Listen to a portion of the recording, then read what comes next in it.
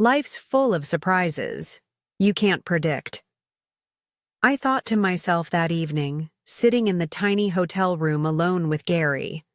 My husband Logan, being away in another city for the last few months, had already made me so tense.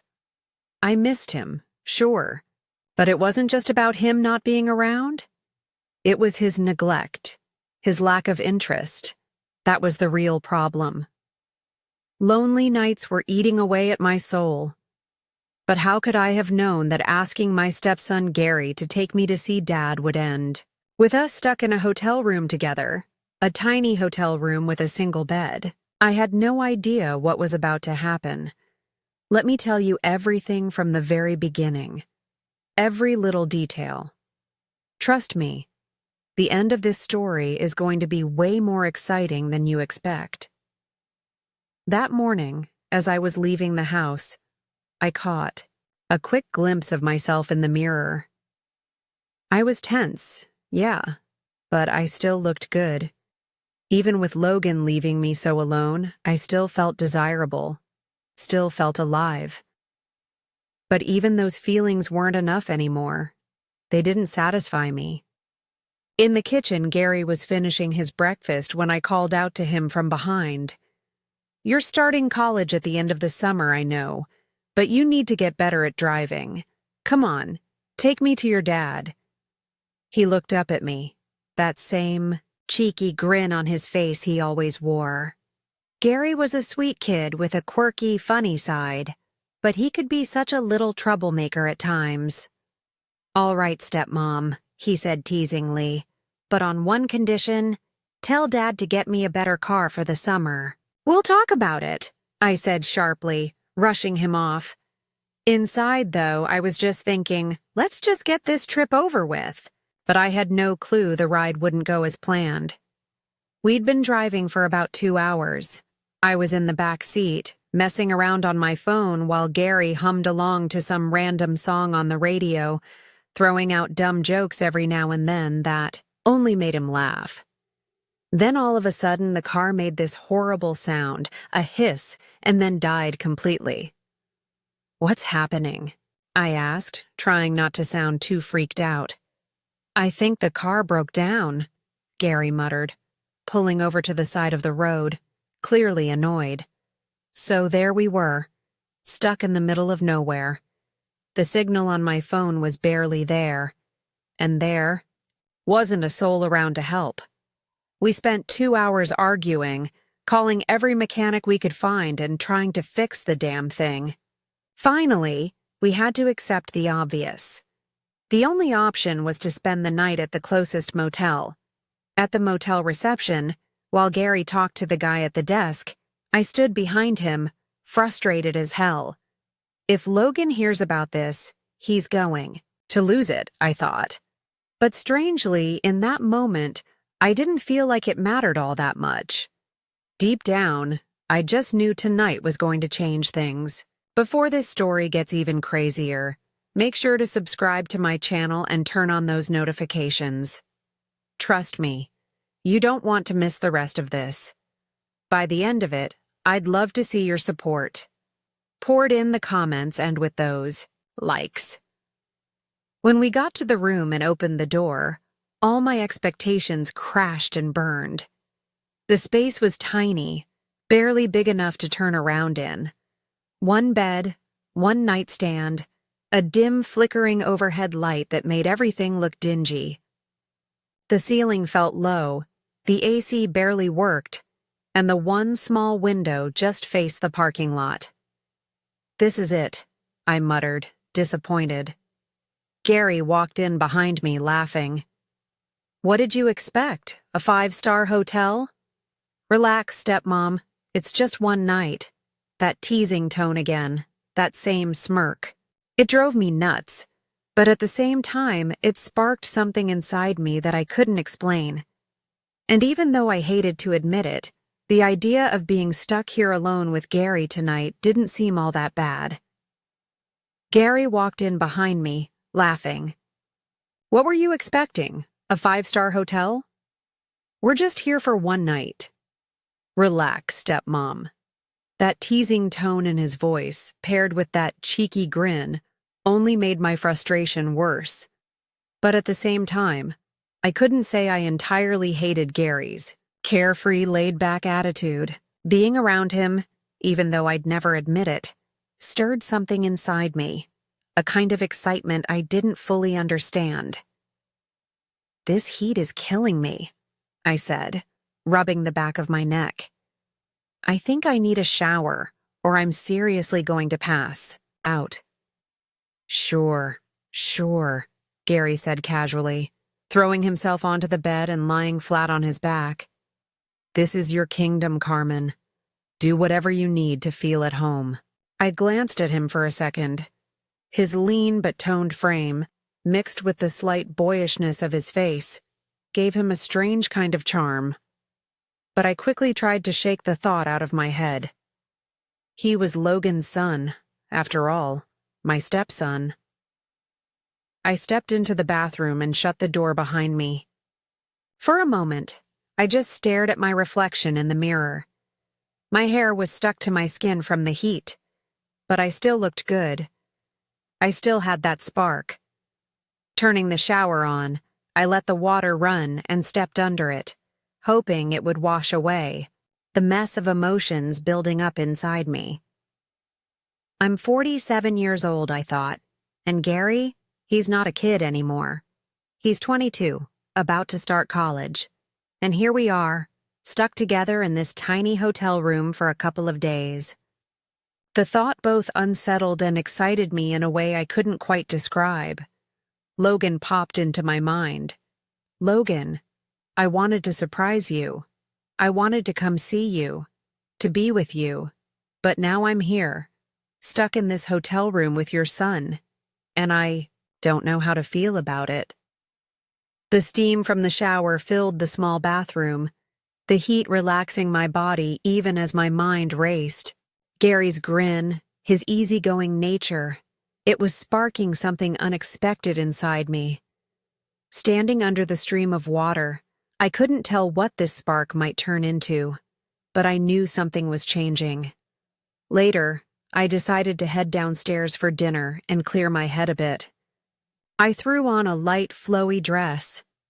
It was perfect for the heat, but it also made me feel a little more at ease as I was trying to shake off this weird tension.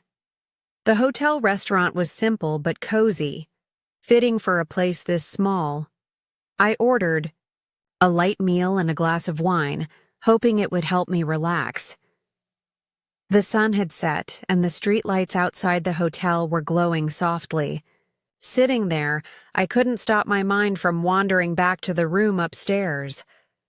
I wondered what Gary was up to right now. Someone as restless and full of energy as him probably wasn't having much fun being cooped up in a cramped room.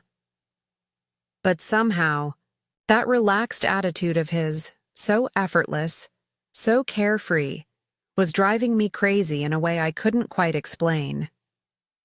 When my wine was gone, I gave my plate a final glance and made my way upstairs, taking slow steps. When I reached the room, everything was so quiet. I opened the door, and the sight that greeted me left me momentarily breathless. Gary had taken a shower and was lying on the bed in just a robe, completely knocked out. His half-open robe revealed most of his lean, fit body. His damp hair fell over his forehead, and there was a faint smile on his lips, like he was dreaming. My heart started pounding. It was the last thing I expected to walk into. For a second, I froze by the door, unsure of what to do. Inside me, there was this strange mix of emotions. I felt embarrassed, but I couldn't take my eyes off him. "Carmen, what the hell are you doing? That's Logan's son." I scolded myself internally, but my eyes betrayed me, drawn to the part of his robe that had slipped further open. What I saw stirred something warm inside me. The small size of the room only made things worse. There wasn't another bed, It was either sleep next to him or spend the rest of the night in a chair. And in this heat, the thought of a chair seemed impossible. I stepped into the room slowly, Gary's steady, rhythmic breathing filling the space. I took a deep breath, trying to focus, but the chaos inside me made it impossible to think straight. I had to pull myself together. "Okay, Carmen," I muttered to myself. "It's just one night, nothing more. This doesn't mean anything. I wanted to surprise Logan, and now I'm stuck here. Be rational. Keep it together." I took a few steps toward the bed and looked at Gary. The innocent expression on his face only made my already tangled thoughts even more complicated. I sat down on the edge of the bed, wondering how I was going to make it through the night. In the middle of the night, a soft sound woke me up. I barely opened my eyes, just enough to scan the room. I noticed Gary shifting on the bed. He seemed half asleep, running his hands through his hair and scratching his head lightly. I found myself watching him, but I kept my eyes only partially open, pretending to still be drowsy.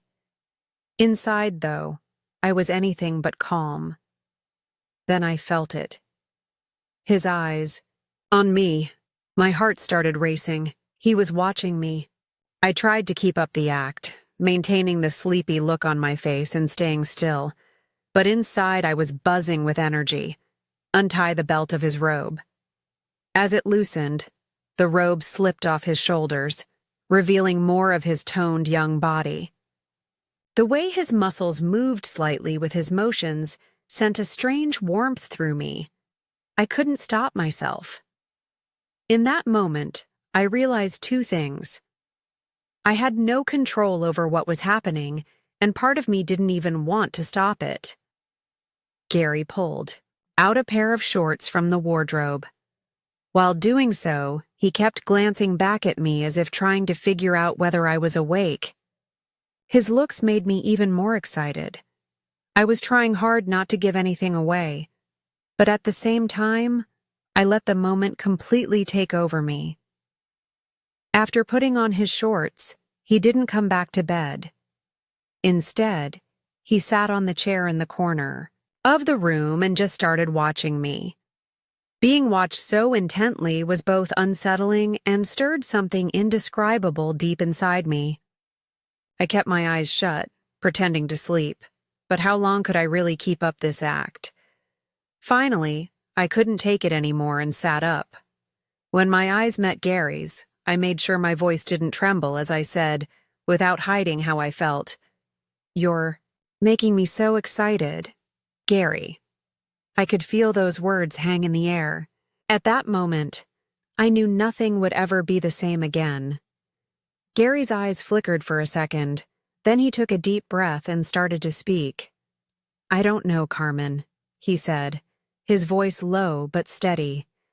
"We've been staying under the same roof for a while now, ever since my dad's been away. The more time we spend together, the more I feel for you. You might not realize it, but sometimes I can't hide the admiration I have for you. Right now, this feels like some kind of dream." His words caught me off guard, but they also stirred something inside me.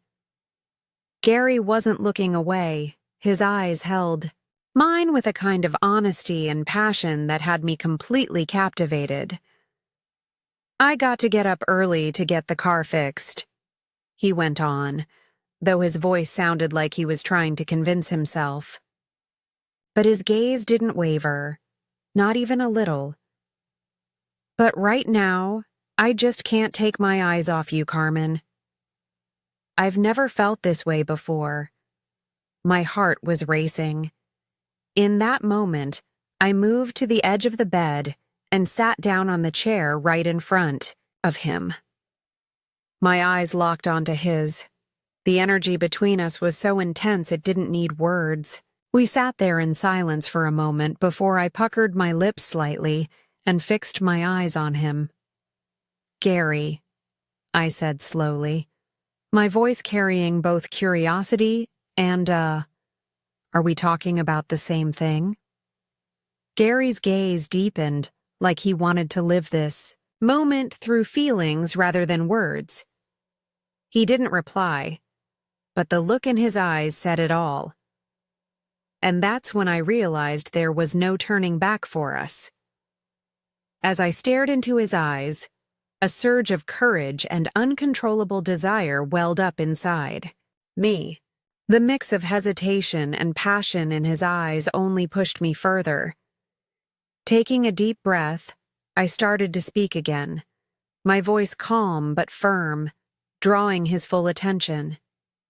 When I came into the room, you were asleep.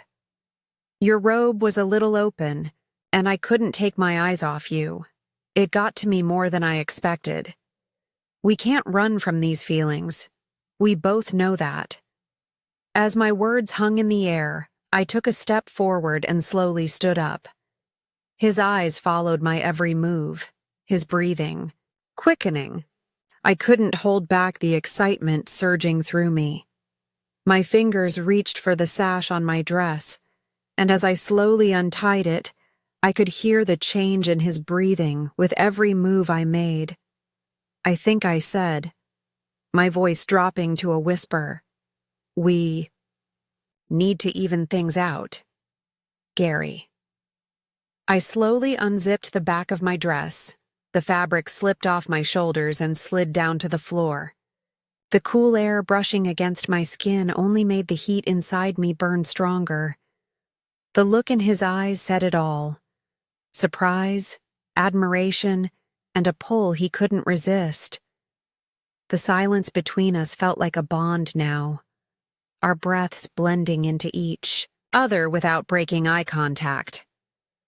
I took another step toward him. "Now," I said in a low voice, "we'll see if we're really talking about the same thing." Gary's eyes stayed locked on me, his expression steady and full of fire. Suddenly, he stood up, never taking his gaze off me, and turned on the room light. The soft glow filled the room as he walked over and locked the door. My heart started racing. At that moment, it felt like the whole world had slowed down, leaving just the two of us. When he took a step toward me, my breathing quickened. He seemed to be trying to read my eyes, but at the same time, he was fully aware of the silent pull between us. As he got closer, his hands found my waist, and the warmth of his touch felt like an electric current running through me. Without saying a word, he leaned in, his eyes dropping to my lips. I didn't object. I couldn't. Everything about this felt natural, like it was meant to happen. When his lips finally met mine, all the tension inside me melted away. His kiss was slow, exploratory, but carried an undeniable passion. My hands instinctively reached for his shoulders, feeling their strength and warmth surround me. The space between us completely disappeared as our breaths mingled. That moment felt like an explosion of all the unspoken emotions between us. Gary's youth and energy collided with the depth of passion I'd carried over the years. It was the start of something, a beginning both terrifying and exhilarating. That night, there was no hiding what we felt for each other anymore. I let myself fall back onto the bed, my body exhausted but my mind racing. My breathing was still uneven. My foot brushed against the fabric of my dress, lying on the floor. I felt Gary's eyes on me, an intense and quiet energy radiating from his gaze. A moment later, he bent down and picked up the dress, his fingers lightly brushing over where my foot had been. Even that simple action sparked through me. As he held the dress for a second, I could see a flicker of hesitation on his face. Quickly replaced by determination, he set the dress aside. His hands moved to the edge of the bed. Slowly, he climbed onto the mattress, his movements careful and deliberate. As he got closer to me, The expression on his face betrayed his feelings, equal parts excitement and magnetic attraction. As I lay on the other side of the bed, I felt Gary's closeness. My heart continued to race and my breathing deepened. When I saw him leaning towards me, I realized that the distance between us had almost completely disappeared.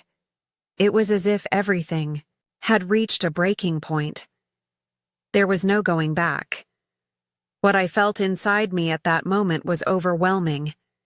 It hurt and excited me at the same time. I looked up at the ceiling and could see Gary's face. I was fascinated by the way he was smoothing his hair back from his forehead with his hand. I could see in his eyes what Gary was feeling. He was red, excited, and so happy. I could see that he was doing everything with great passion, and I was moved by the way he was out of breath. Gary had accelerated my emotions to the point that I was glad the car had broken down. "I'll never forget this hotel," Gary said in a trembling voice, his words forced out, each one as heavy as a sip of breath. His eyes were locked on me, but his hands were shaking slightly. His body was tense, his muscles contracting, each movement a little more careful and precise, as if he wanted to hold a memory. "I definitely don't want my father to sell the car anymore," he added. After these sentences, he let himself fall next to me, closed his eyes without saying a word, and waited for his breathing to recover. I was exhausted and didn't even have the strength to speak a word. My legs wouldn't stop convulsing, and I didn't even realize how I had fallen asleep. The next morning, Gary returned with the car fixed and told me we needed to pick up Logan and head to the city. As we were on the road, I was filled with regret and mixed emotions, but at the same time, there was excitement inside me. As I looked at Gary, his eyes, his actions, everything about him was affecting me. Everything was so complicated, yet I still didn't know what would happen. I couldn't decide between the questions in my mind and the excitement. There was only one thing I knew for sure. This journey would be the moment everything changed. If you've made it this far, I know my story has excited you. Don't miss out on more. Hit the follow button, turn on notifications, and join us by leaving a comment about this story. I can't wait to hear your thoughts.